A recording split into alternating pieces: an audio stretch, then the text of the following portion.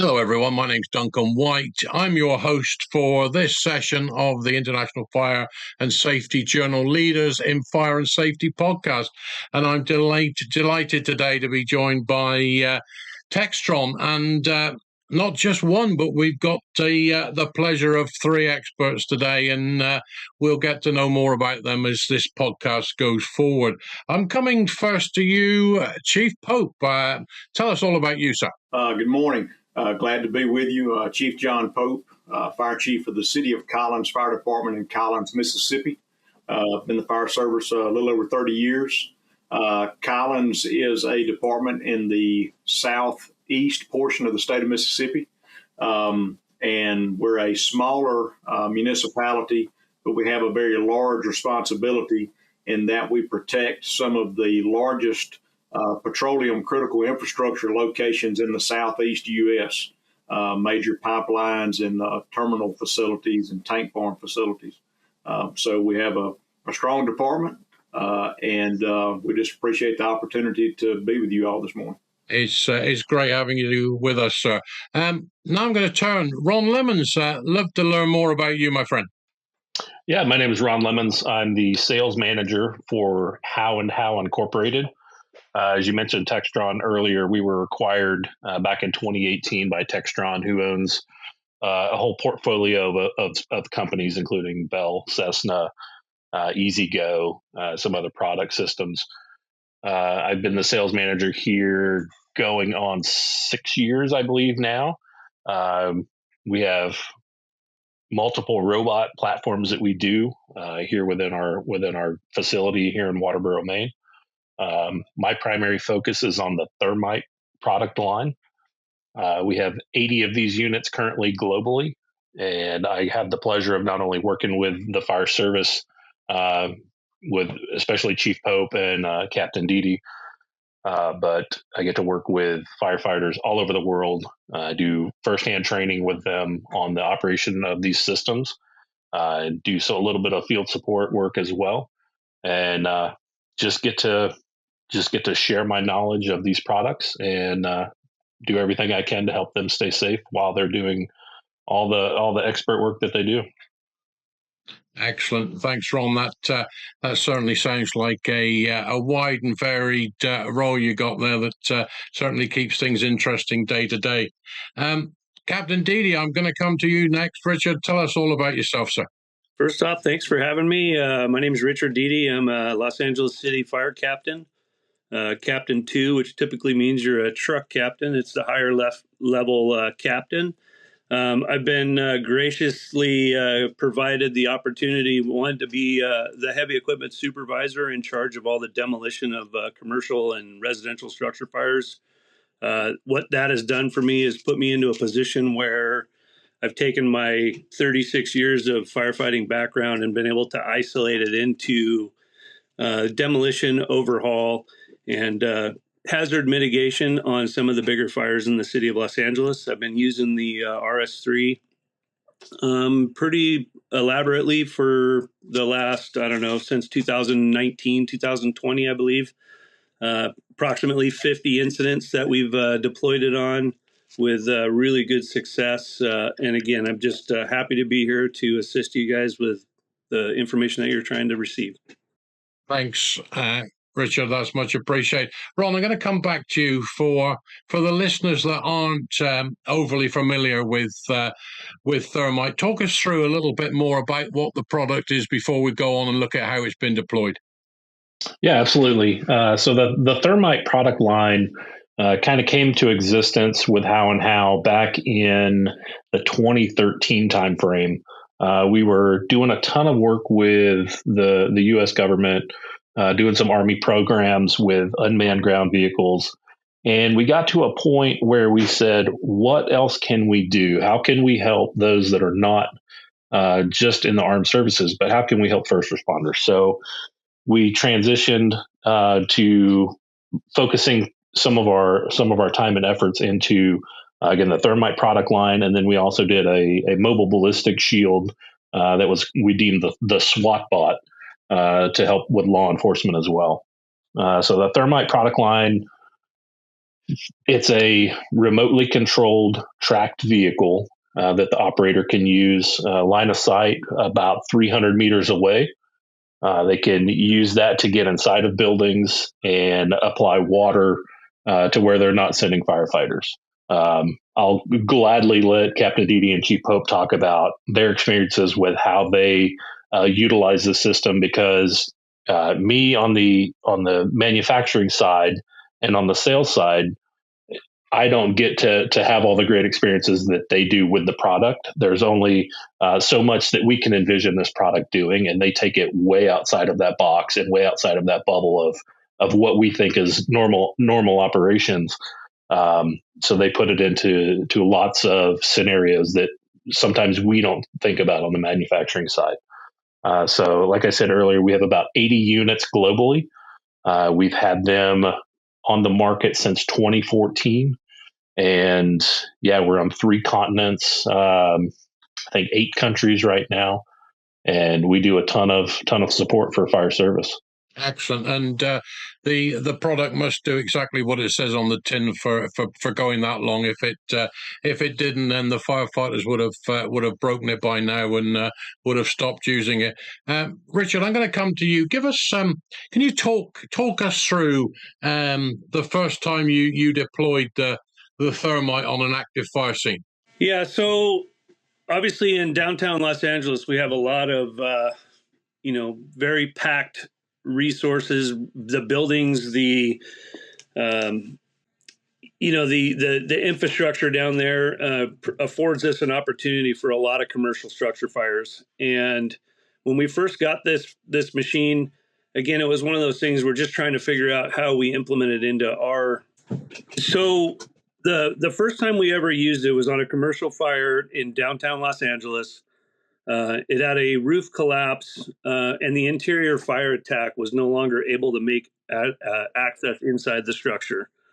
So what we were able to do with the machine is go in there, use the blade to push some of the roofing components out of the way, and be able to put water where we were unable to get with the ladder pipes and some of the hand lines because of the structural compromise of the building. So that was able to help us provide an opportunity for firefighters to stay away from that collapse zone. Excellent, John. Coming to you in respect of the command control and also looking at it from the overall safety perspective. What problems do these immediately overcome for you guys when you're tackling fires that, of all intents and purposes, been lost? From a standpoint of from the fire service, we're looking at ways that we can do more with the personnel that we have available to us. None of us have an infinite supply of firefighters. Whether it's Los Angeles City or Collins, Mississippi, we're all dealing with the same issues. And so with what we looked at first and foremost with the Thermite it was a force multiplier. It allowed us to be able to do things that we can get done with less personnel, specifically on, as Captain Dede brought up, with large-scale structure incidents. For us, we've had numerous large-scale structures and dealing with industry, and they deal with industry as well. The primary focus of our Thermite program, when we first started talking about this many years ago, was actually when LA had first received theirs. We saw that, and we saw it was an opportunity, and I reached out to Ron and Jesse, and we started the conversation. It took us a while to get it across the finish line because it was something different. It was something unique. But for us on an industrial situation or industrial response in firefight, if we're going into and we're dealing with three-dimensional fires, we're dealing with flowing fuel fires, fires in depth, etc. We've got a lot of different things that we're having to work. And so with the Thermite, we can go in with either our robots capable of flowing 1 5-inch or 6 2.5-inch feed lines to it. Well, if I have to drag all those around, it's going to take a lot of personnel to do that and maneuver things around, whereas the robot can do it itself. charged or uncharged lines.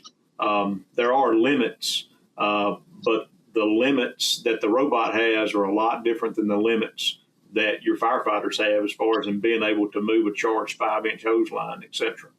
The other side is that the robot doesn't get tired.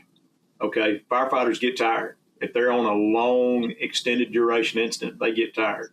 The robot, I can go in and we can capture a valve. We can be doing vapor suppression, et cetera, whatever, and we set it, and it's going to hold that position. Whereas a firefighter could trip and fall, something could happen, and that line could bobble. Let's say that we want to go up and capture a flowing fuel valve and hold fire off of a group that needs to get to another valve that is more essential that we kill out first.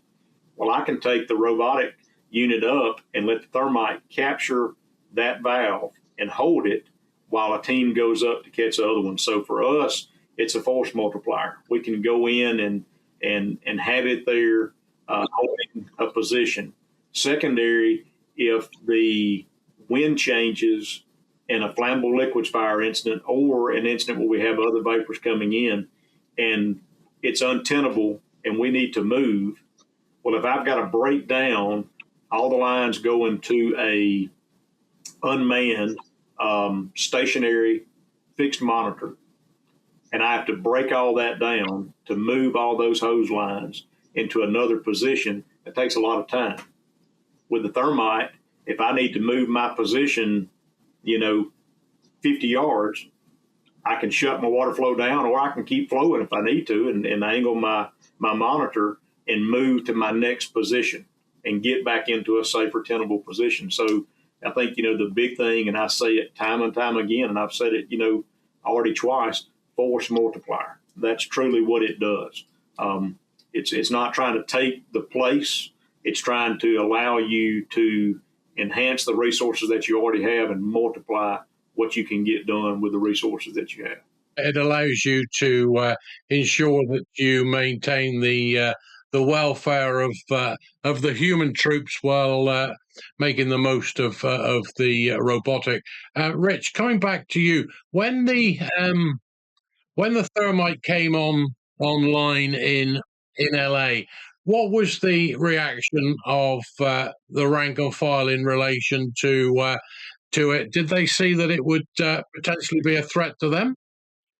Absolutely. I mean, that has been one of the initial, when we talk about the startup was definitely in a position where people thought that was going to take jobs away. And kind of circling back to what Chief was just talking about with the force multipliers. The interesting part is as I get more and more involved, and again, we're 5 years in the making. Like, this has been in our fleet now for 5 years. It went from people didn't want to be anywhere near it, so their picture wasn't part of it, to where now they want to run it just because they're starting to see the value. So I think for us, the hard part was it was the first. People didn't know how to react to it, and now starting to relax their the hype, if you will, and just realize the benefit that it brings to the department. So again, back to what Chief was saying about the force multiplier, what I find very useful is that I'll pull up to a large commercial structure fire that is going to take a long time to overhaul. So people are going to be on scene for a long time. And fortunately, again, for us having this heavy equipment unit, that's its primary responsibility, is to take away the manpower from being committed to these large fires for multiple hours.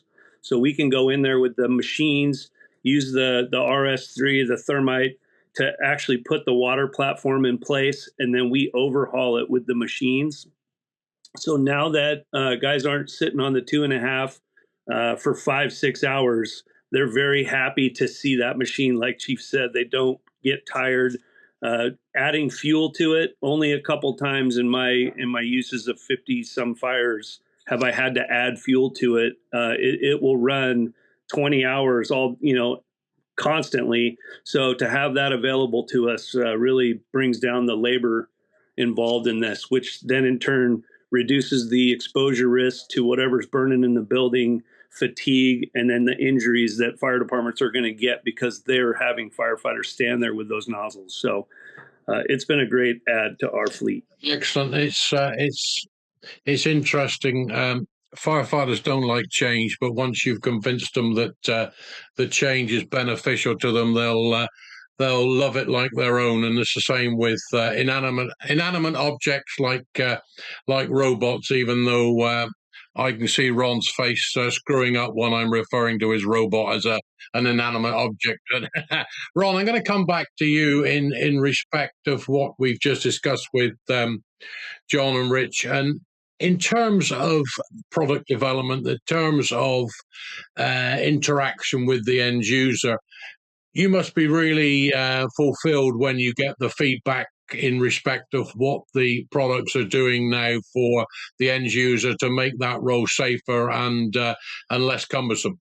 Yeah, absolutely. The conversations that I have with the end users, whether it be here in the States or international, it always comes back to a conversation I had overseas was because of this robot, I came home to my family. That was one conversation of hundreds that will always stick with me. And time again, after talking with Rich out in LA, seeing the things that he has done with this robot, and hearing about, oh, hey, I dropped a beam on it, or hey, I drove through a garage door, or hey, this happened, and it wasn't a person that was having a ceiling fall on top of it, or whatever the situation was. Knowing that the firefighters are safe or at a safer distance from these hazards and stuff, it absolutely, it makes me very proud of my role here. It makes me very, very proud of the equipment that we build and the personnel that work here to make these products as amazing as they are. And again, everything that I do is solely for the well-being of the end users. Exactly. John, we've heard from Rich in respect of deployment within a metro. In terms of Collins' department, what sort of scenarios are you seeing that we wouldn't normally see in a metro compared to where you guys are? We have some similarities, but on a smaller scale. For us, we predominantly, we focused on when we were establishing our program is that it would be for the industrial firefighting setting. We have, of course, the large pipeline infrastructure and the tank farms and terminals. There are over 180 large diameter fuel storage tanks in our jurisdiction. Two of the largest pipelines in the United States. Hub here in Collins, and pretty much 85% of the U.S. fuel supply that goes up the East Coast comes through Collins. It starts here and goes up. We're the last place that you can introduce new fuel, refined fuel, on the Colonial or the products pipeline systems, Kinder Morgan. So we hub here. So for that was our primary focus for the industrial firefighting setting. We do have, larger structures. We don't have high-rise structures, but we have large warehouses. We have a lot of production, particularly the timber industry is very large in our area, and poultry processing is very large in our area. So those two type of industries lend themselves that if we have incidents that are large warehouse structures, just like Rich has talked about, being able to send the unit in and overhaul in those type of facilities, utilize it for that. We have something that's different for us in a rural setting than in a larger metro setting is that with agriculture, we have a lot of agriculture commodities. So we have areas here, whether it be seed stock silos or feed mill silos that we have to mitigate and work. We have a lot of those with poultry feed mills and then with grain production. We also have a lot of cotton that is grown here in our portion of the state because of the soil and the climate. So those farmers, whenever they get ready to harvest, they build the cotton in these big module units. So it's big like super bales. And then some of those they put inside of barns or open top, closed top, canopied barns to store until it's time for it to go to the cotton gin. There's a chance with that. We've had cotton bale fires. Those can go pretty wild, pretty fast, specifically if we're having a red flag day with the weather. So not only are we worried about that, we're worried about what are the risks involved with those commodities.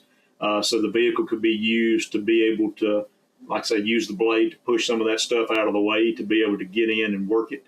Whereas we may have to worry about a collapse, whether not just of the structure, but also collapse of the commodity itself. I've seen a lot of the things that Rich has done with their thermite, and I've learned a great deal just in the conversations that I've had with him, and then going back and looking at different footage of incidents, and us seeing ways that we may elaborate on our response. But I think our biggest thing for us that we see not only in the fixed facility tank farms is we have a lot of rural tank batteries in the oil and gas production. And pretty much Collins is looked at in the state of Mississippi. Our jurisdiction is not just city proper and then not just our rural county. We're subject to be called anywhere in the state of Mississippi. And we made that agreement whenever we bought this unit because it was a major investment. For me to go to the state of Mississippi, our Office of Homeland Security, and say, we want to buy a robotic firefighting vehicle to utilize for industrial fire response and hazardous material mitigation. Now they were open to it. We made sure that we justified the ask. But for those rural tank fires in areas that, we're close to a boil over situation and dealing with crude. You don't have boil overs in refined product situations in gasoline storage tanks and in diesel storage tanks, but in crude oil you do. And we have a pretty fair amount of crude oil production here in the Gulf South.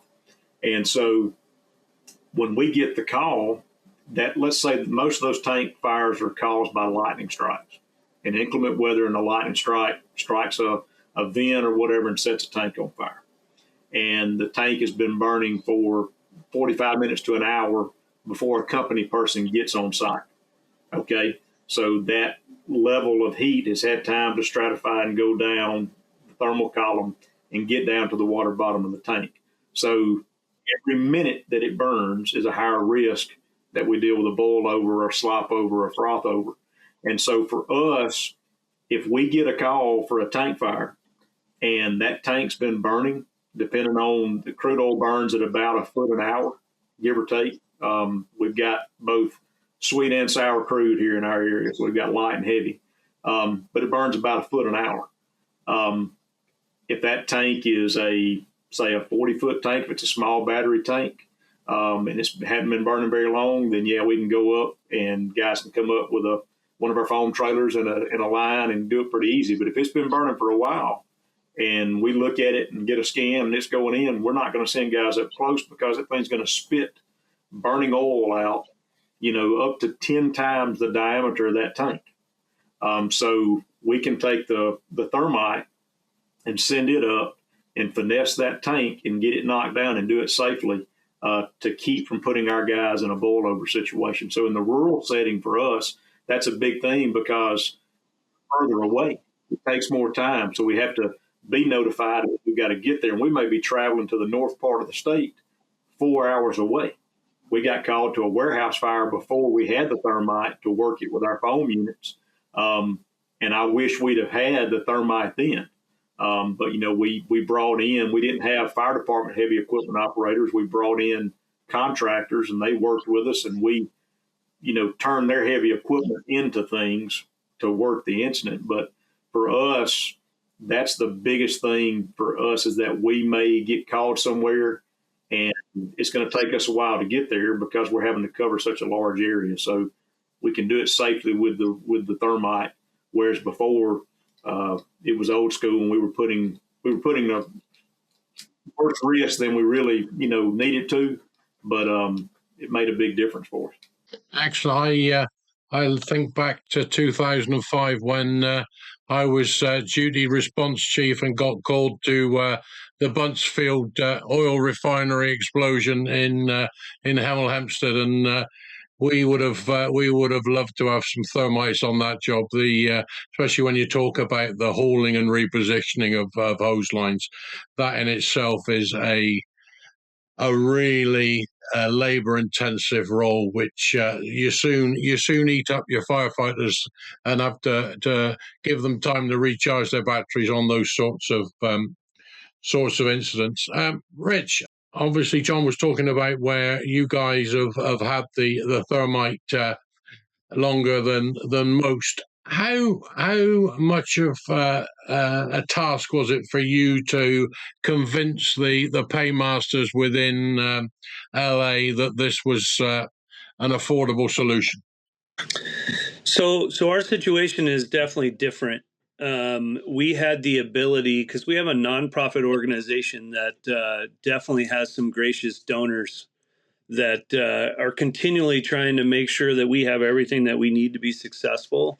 So the ultimate cost for this machine that we received was actually donated to us. So it's kind of difficult for me to have the conversation in regards to the funding, but with all the other stuff that I get involved with in purchasing, I'd say everything is at least a 3-year process minimum.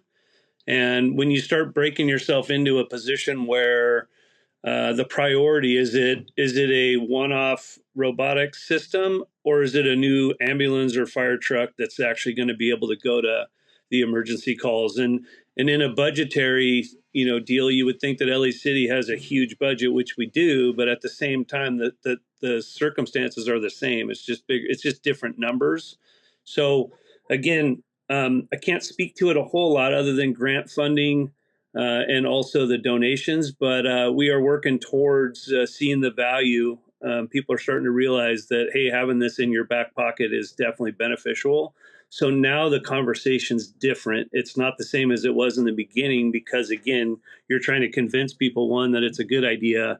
Now we've proven that it's a good idea, and now we're transitioning it into one simple back injury, a couple $100,000.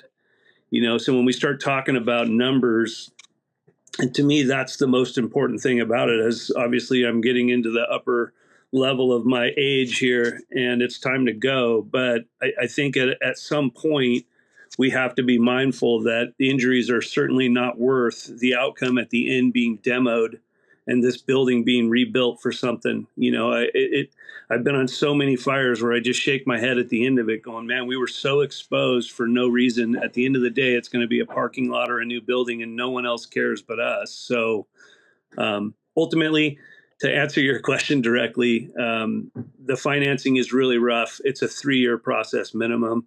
And again, now that we're moving through the process, I don't think it's convincing them that it's a good idea. It's just convincing them how to find the funding.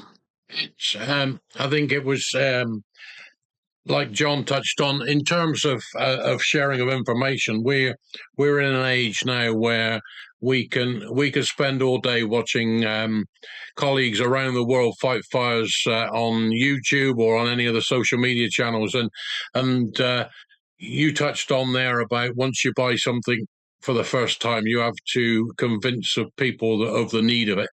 And the sharing of that information, whether you're living in London, whether you're living in LA, whether you're living in college, it's that ability to reach out to brothers and sisters around the world, help us get this message across, because it's at times when you're sitting in City Hall and you're talking to the paymasters who probably only know what a firefighter does because they watch it on Chicago Fire or one of the other TV channels. And at times it used to frustrate me where I used to spend more time appeasing politicians than I did about putting big red lorries in front of fires. But we all have that cross to bear. But we're in a world now where we can all help each other a lot quicker.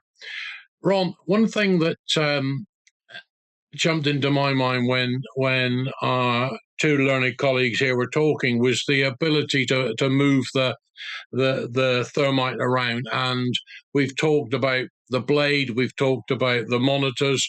Has this product got to be used within line or sight, or can it be used out of sight using cameras? Yeah. So previously, everything was done line of sight, just for the operational status of the controller itself. So you would have about 300 meters, but with that, you still had cameras to where you could operate, and these guys could talk more about how they operate utilizing the cameras and the effectiveness of that.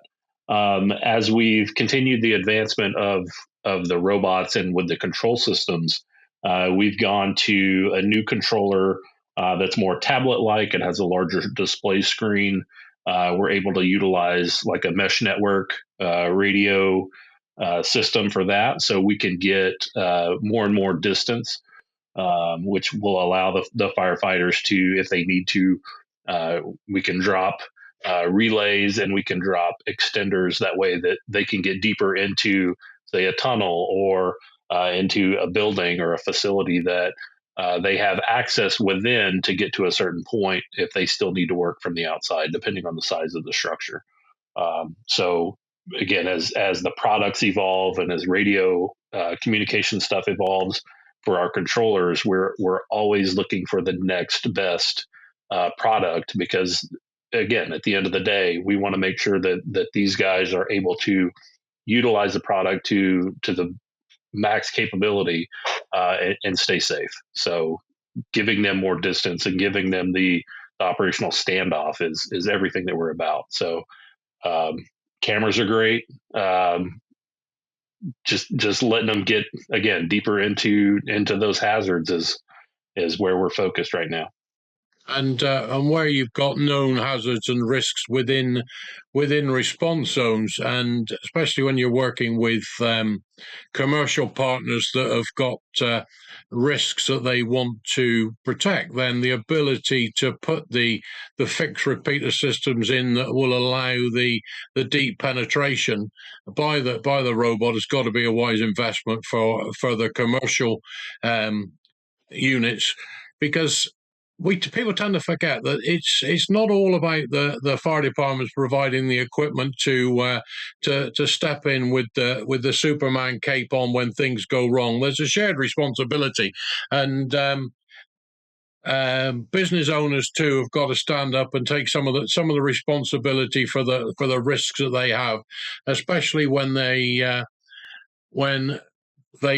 dial 911, 999, or whatever number you use from where you're listening, that we can't work miracles. You can only work within the remits that you've got, and at times it's interesting to hear how people are critical of the way that the fire service respond, but they're the uneducated. They don't realise the challenges and also the complexities of having to put humans within these risk environments. And however much they're loved, if a robot gets a beam taken on the head, as Rich said, they live to tell another day. But where we see too many of our brothers and sisters around the world that don't have that second chance. Conscious that we've had a very, very good discussion. I want to come back, and what I'd like to do at the end of podcasts is just to give each of the guests the opportunity to sum up what we've talked about, sum up why the use of robotics is good, and for my colleagues listening within Europe, I think the images that will recall that went around Europe and if not the world with great intensity was a way that the Paris fire department used the robots on the Notre Dame fire, and that really played a huge part in protecting, albeit a small part of what was left. And so, Rich, I'm going to come to you to start this off on our roundup. For those people listening, what would you advise in terms of the way about going about getting this? Well, I would start off by saying the reason why I received the RS3 from our organization was because I was the noisiest one in the room that day, telling everybody, hey, we don't need this. I'm a traditional firefighter. The last thing we need is a robot to take the funnest job away from us. So that being said, here it is, right? It's in your lap. And so the best part about operations and functionality like that is that now you get this tool that, again, the manufacturer's saying, go ahead and try to break it. And so saying that to a firefighter is pretty amazing. So here's your new toy. No one likes it. Do what you can to break it. So challenge accepted. So I'm going to go figure out, one, how to break it. Secondly, and then we'll talk about potentially how we're going to use it to benefit the department to the point where issues, working through the customer service, having some people that will answer the phone in the middle of the night, middle of the day, we're 3 hours different. That capability with this machine has been through the roof. Yes, I have had some issues, but they were not because the machine was having trouble. It was the operator. So again, having buildings falling in on a robotic piece of machinery is a godsend, I think, when you have the building on top of a machine that doesn't really cry or complain about the pain. It gives you the opportunity to pull that thing out, fix it, and put it back to work. We had a catastrophic failure because of my inability to see where the robot was going in a diminishing tunnel. I knocked the turret completely off. And at the end of the day, we backed that thing back out, strapped more nozzles to it, put more hoses to the back of it, and pushed it back in again. And again, the machine just continues to annihilate fires. So for me, the easiest way to talk about, like Chief's saying, is the force multiplier. It gets people out of harm's way. It gives you an option. I look at it as a complete another tool in the toolbox. When you don't have a solution, it's nice to have options. And once you have options, you have solutions. And at the end of the day, you're minimizing your risk to your personnel. And at the end, everybody gets to see their family member come home. So the less we're exposed, the better. I think this lithium is kind of a new era that we're going to all start working our way into. We're going to start seeing the benefits of unmanned operations here soon. So that would be my best advice. Get what you can, do what you get creative with your financing. Try to talk to some of the companies, try to get them to help you support the initial purchase. Everybody will be able to find a purpose for it.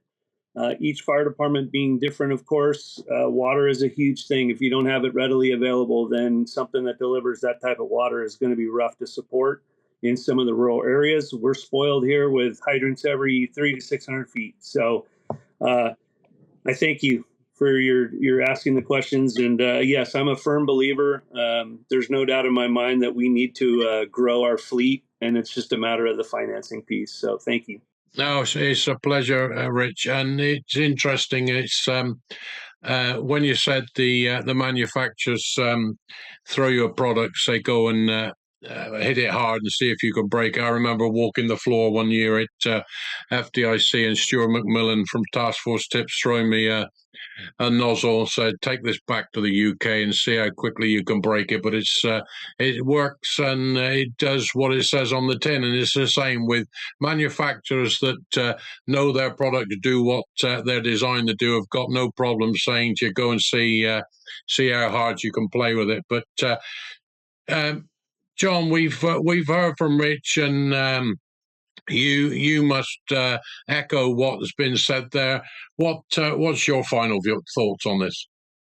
Rich hit the nail on the head. I mean, it's truly it's a tool in the toolbox, but it's a very special and unique tool in the toolbox. And as has been said, force multiplier. For us, it was a unique investment. We basically we sold it twofold.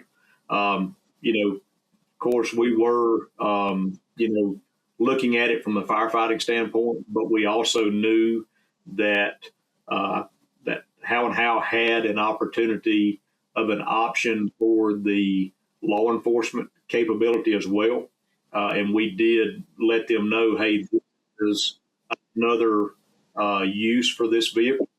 Of course, we don't have the SWAT panel 4 hours, but I mean, it could be retrofitted. Our thing is that we received this one, and we told the state, there's other additions or enhancements that can be done. And that's the thing, is that it's always evolving. We talked about a minute ago, and it was, there's two things that firefighters don't like. They don't like change, and they don't like things staying the same. That's just the way it is. And for us, and I say the guys laughing, they know it's the truth, but that it's true, and it's in the fire service as a whole. But we have to evolve. We have to evolve to keep our people safer. Rich and I have been doing this for over 30 years. We want to make a difference to where the next group that comes in behind us, that they can do it for 30 years if they choose, and then they can retire.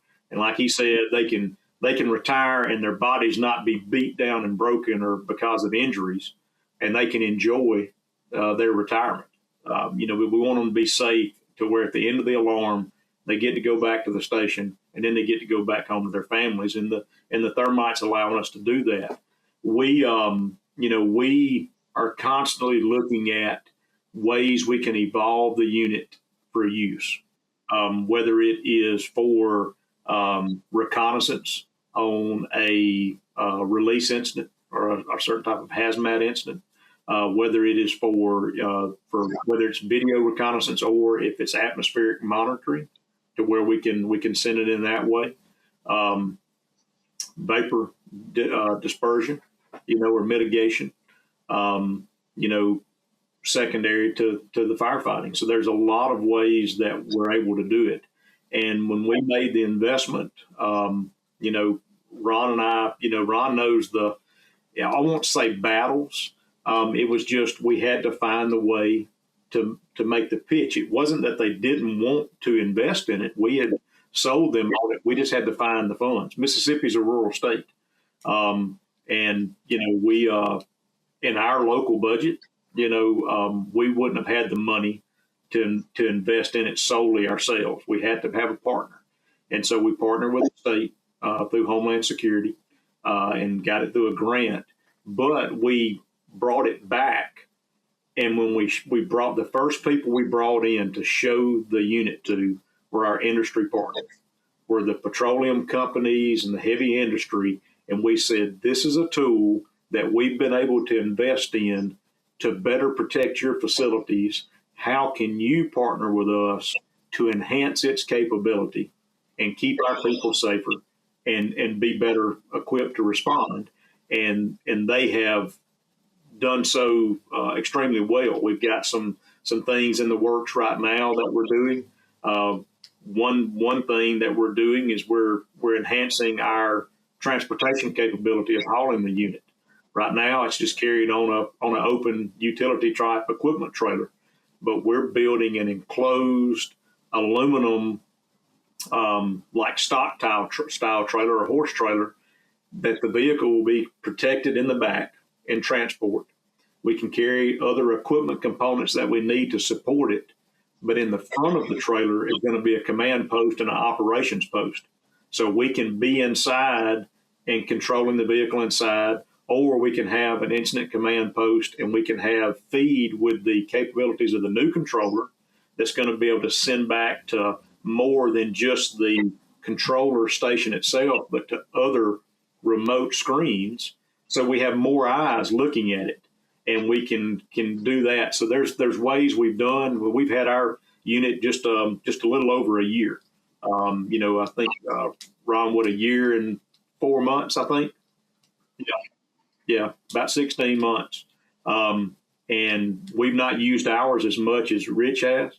But we're constantly looking at how we can expand our SOPs and SOGs and how we can deploy it.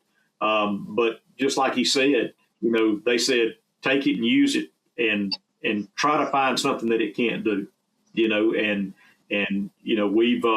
we've looked at it, and we see a lot of ways that we can utilize it.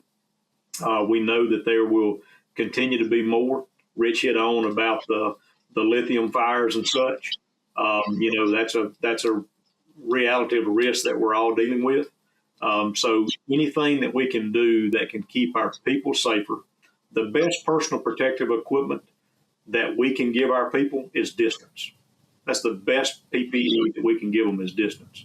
And if we can utilize the Thermite RS3 platform in a means to be able to mitigate an incident, but do it more effectively and safety from distance with our people from distance, then that's at the end of the day, that's a win for all of us. But it's been a great ride so far. They're great to work with, and we kind of, I guess we've got a group that's building of departments that have the unit. I mean, I'm proud for the city of Collins, a small municipality in South Mississippi, to be in the company of departments like LA and Dallas and Kansas City, and having guys like Captain Dede to be able to lean on and say, hey, we came across this, what do you think?